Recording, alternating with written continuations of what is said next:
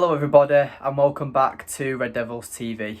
Now in today's video we're going to be talking about, as I've named the thumbnail, it's called Let's Talk. It's going to be a little series that I do once a month where I just talk about the current situation at Manchester United. And yeah, I just want to talk about a few things. So this month is going to be based on the transfer window, the players we're linked to, the players that are possibly leaving, which aren't many. The only one that really left at the moment is Eric Bailey and Pereira. But no, so yeah, this series is going to be called Let's Talk because I just want to talk about the situation at United. So next month will probably be how well certain players are adapting to the Premier League, who's struggling, etc. But all that to come. So let me know if you want me to make this video more recent or more consistent, should I say. But I feel like once a month for a video like this is like fitting because we can review the month that's happened, see what's happening and etc. So this video is going to be talking about pre-season, going to be talking about the transfer news, the players we're linked to, etc., outgoings, all that jazz. So yeah, so we'll start off with the Antony situation. Now, Antony, we've made a video on Antony, but I feel sorry for the guy because he's made a transfer request. He wants to leave Ajax. Ajax are still demanding more and more money for Manchester United, which is very stupid. But today I found out that the team that Ajax bought Antony from, they do have a 20% sell-on clause. So whatever they sell Antony for when Antony leaves Ajax, and Ajax have to pay 20% of what they earn to the team they bought Antony from. Now, 20% is quite a lot, and that probably that's why they're trying to drag out this and get as much money for possible for United. But €100 million is just crazy, and I feel sorry for him because he's only 22, nearly 20, was 23 in February, and it just sucks for him because he's going to have to come in and going to be under a lot of pressure for such a high price tag, and everyone's going to expect him to be Mo Salah, it's not on, I think, and this is why high-priced players at such a young age probably retaliate against it because they want to succeed, but they try too hard to succeed and they don't actually adapt to the Premier League and naturally get themselves there.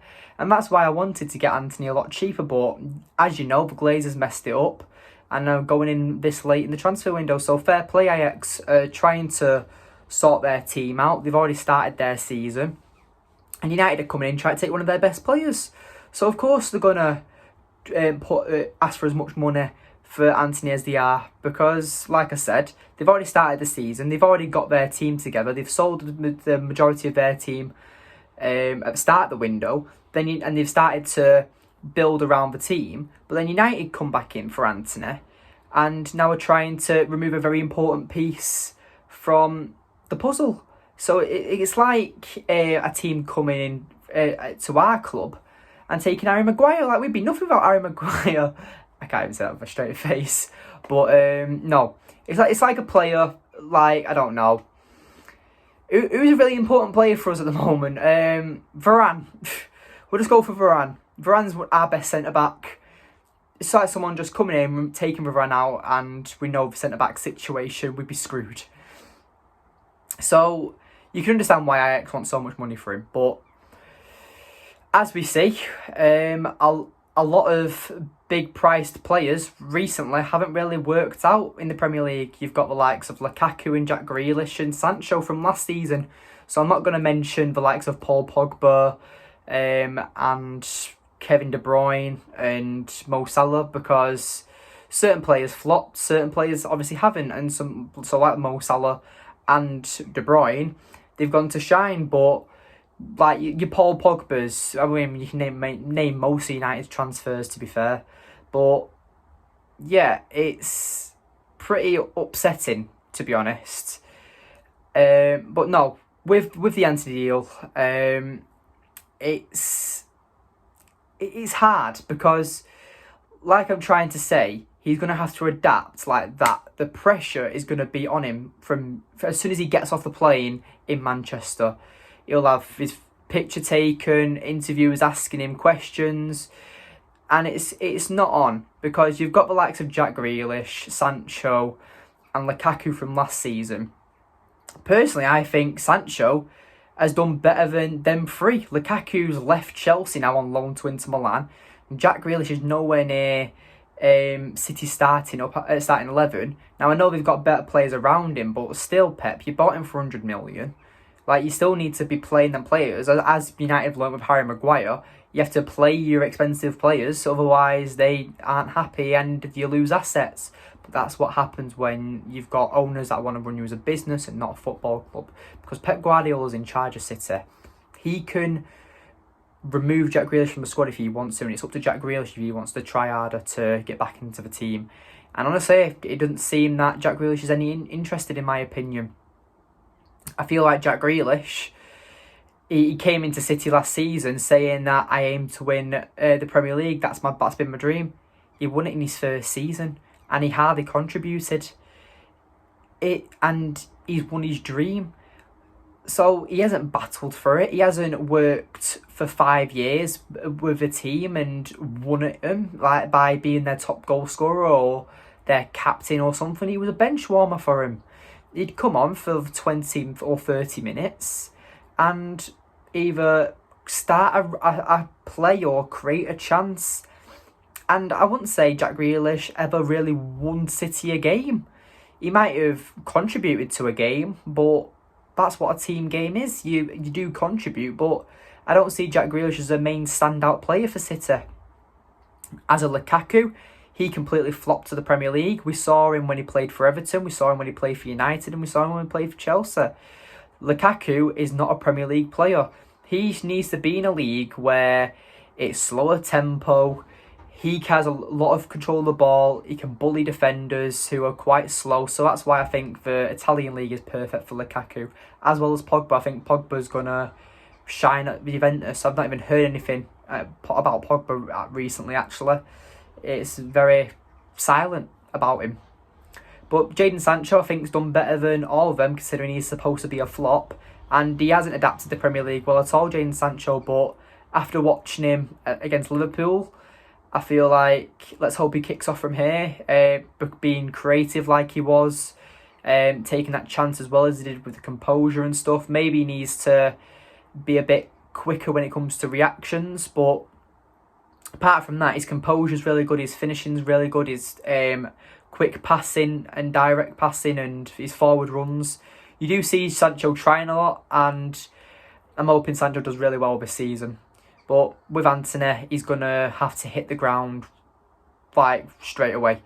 I don't know the saying is hit the ground from what is it? Hitting the ground running or something like that.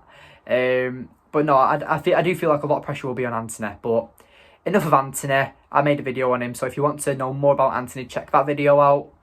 But anyway, so now we're going to be moving on to Gakpo. Now Gakpo is a very much Rashford type of player.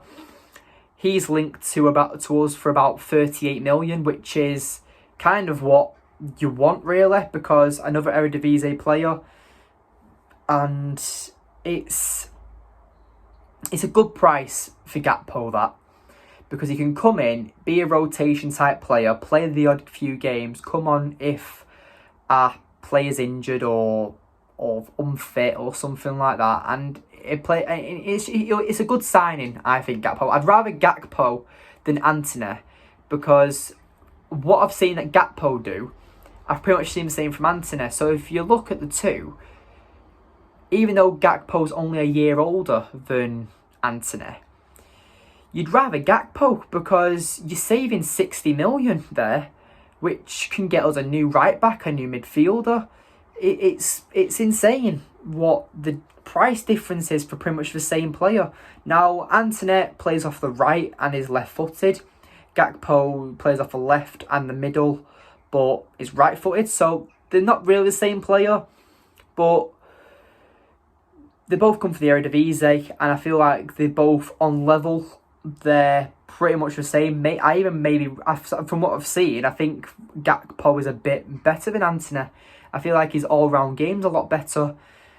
And from when I watched the Rangers game against PSV and Rangers for the Champions League qualifications, I think PSV were the better team and Gakpo really shined.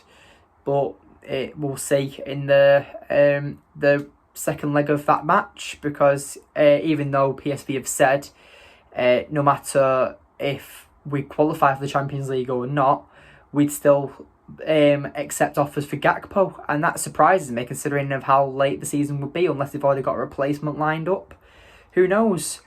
But yeah, for me, I personally feel like Gakpo is the better signing to make than Antony at the moment. New goalkeeper were linked to what's he called? He's called Trapp. That's it. Now Trapp is 32. He is 6 foot. He's 6'2". He plays for Frankfurt in Germany. He's a decent goalkeeper. United are looking at bringing him in for a backup goalkeeper and to challenge De Gea. That's what the reports are saying. Frankfurt want, I believe it's 11 million euros, which is nothing. It's about £8 million. So that's nothing for United, and I feel like he's way better than Tom Heaton. So I personally would make that deal happen. And yeah, having Trapp as a backup goalkeeper would be very good for us. And if he comes in and isn't a toxic player and knows his place that he's brought in as a backup goalkeeper and gets his chances when he deserves them, then that's what you want from a backup goalkeeper. They're there when needed. They're not there to cause a scene, demand that they should be the first team goalkeeper when they're not as good as the actual first team goalkeeper. Even the first team goalkeeper is having a bad run of games. But I feel like with goalkeepers, it's very hit or miss with goalkeepers, because you've got your main goalkeeper, then you've got your backup goalkeeper, and you've got your third choice goalkeeper. Third choice goalkeeper mainly plays in pre-season and then either goes out on loan or just helps train with the goalkeepers. Your second goalkeeper helps really against the lower teams, or in case your main goalkeeper's obviously injured. And you've got your star goalkeeper who pretty much plays 90% of your matches and plays the big games, etc. And I feel like Trapp as a second goalkeeper will be like Romero was, where he's a brilliant second goalkeeper. And I'm pretty gutted we actually let Romero go. He was a great goalkeeper for us. But anyway, so that's the transfer bit done with Let's Talk. Pre-season, as we've discussed, pre-season went alright, I'd say. We beat Liverpool, we beat Crystal Palace, we beat that other team, I can't remember the name. And then we lost to we drew to Aston Villa and lost to Atletico Madrid. And that's when the whole, the whole Ten Hag excitement died down. And it didn't start well to the season at all. We lost to Brighton 2-1 and we lost to Brentford 4-0. But now we've beat Liverpool 2-1. And hopefully the season kicks off from here and we see from Ten Hag what we brought him in for.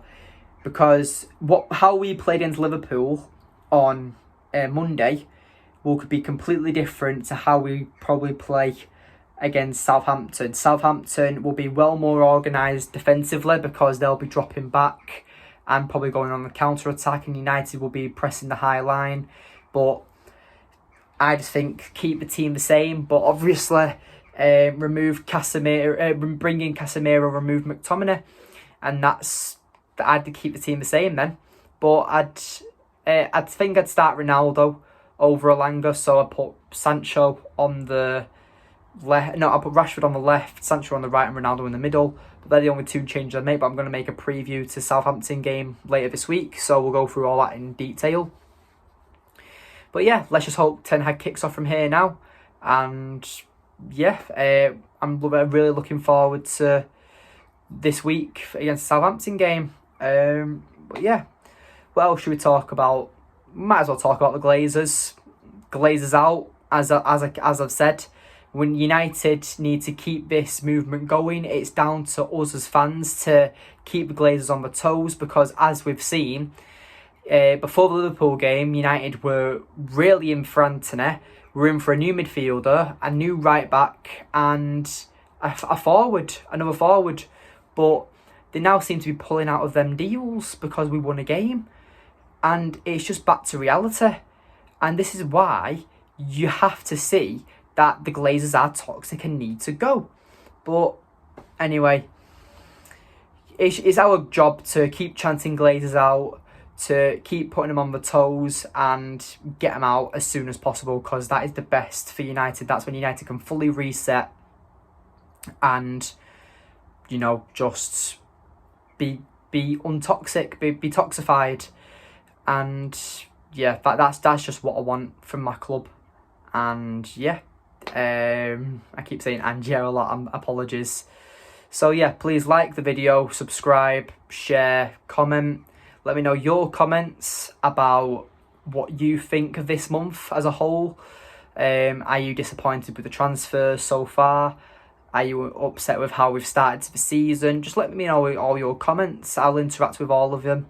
I enjoy interacting with the chat and the comments.